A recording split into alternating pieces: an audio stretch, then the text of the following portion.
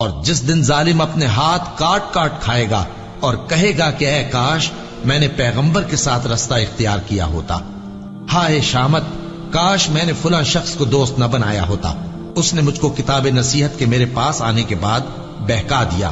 اور شیطان انسان کو وقت پر دغا دینے والا ہے۔ یوں نہیں، جب زمین کوٹ کوٹ کر برابر کر دی جائے گی اور تمہارا پروردگار جلوہ فرما ہوگا اور فرشتے قطار در قطار آ جائیں گے اور دوزخ اس دن سامنے لائی جائے گی، تو انسان اس دن سوچے گا، مگر اب سوچنے سے اسے فائدہ کہاں مل سکے گا۔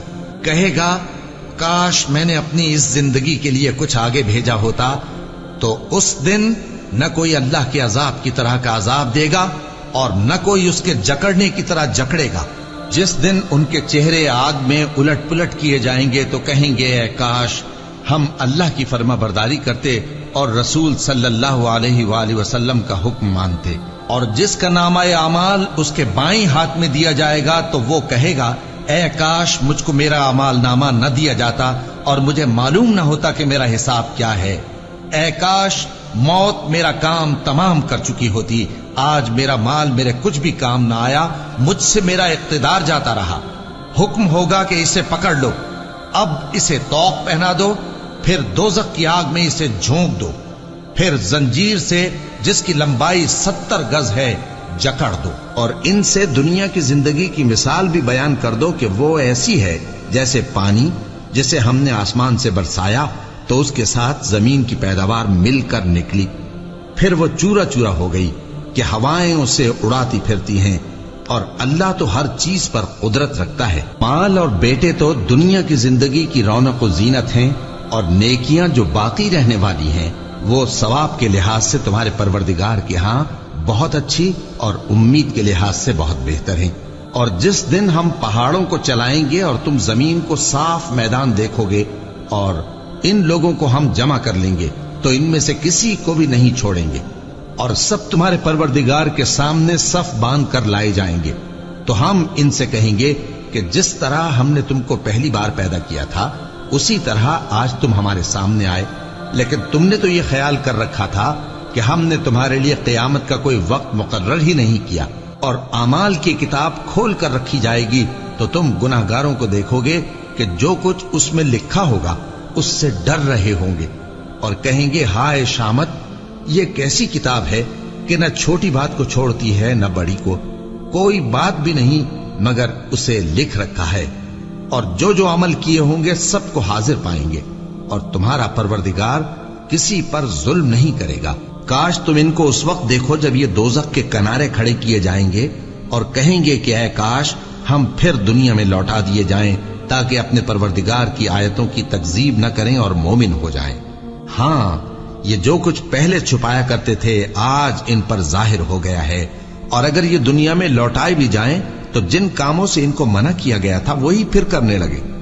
کچھ شک نہیں کہ یہ جھوٹے ہیں اور کہتے ہیں کہ ہماری جو دنیا کی زندگی ہے بس یہی زندگی ہے اور ہم مرنے کے بعد پھر زندہ نہیں کیے جائیں گے۔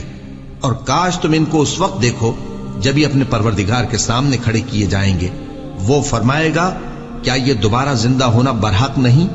تو کہیں گے کیوں نہیں، ہمارے پروردگار کی قسم بالکل برحق ہے۔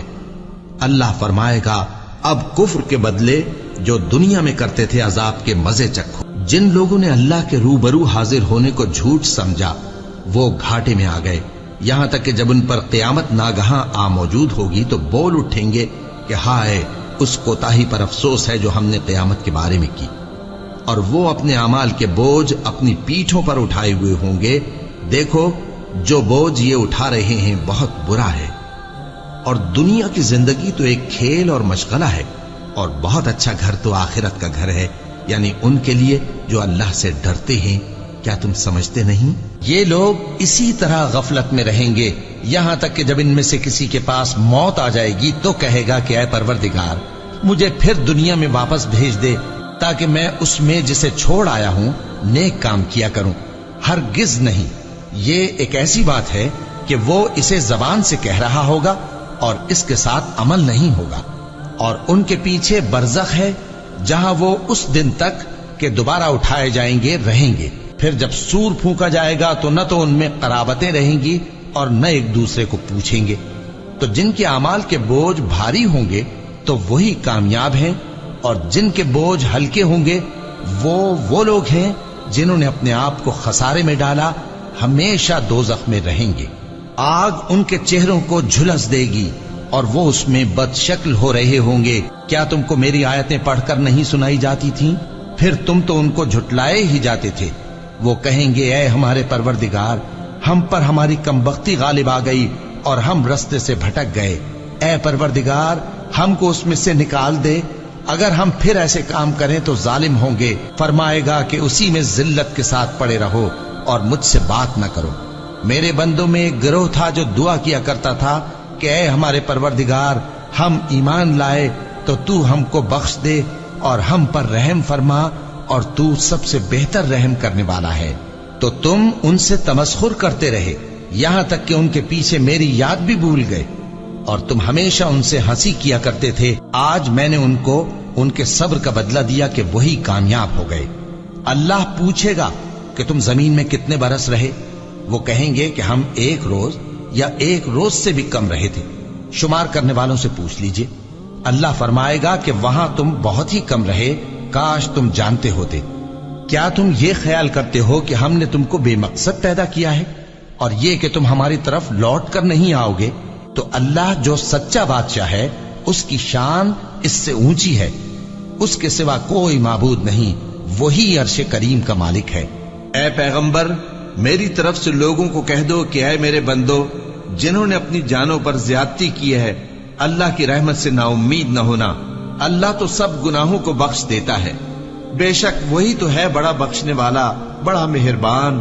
اور اس سے پہلے کہ تم پر عذاب آ واقع ہو، اپنے پروردگار کی طرف رجوع کرو اور اس کے فرما بردار ہو جاؤ، ورنہ بعد میں تم کو مدد نہیں ملے گی۔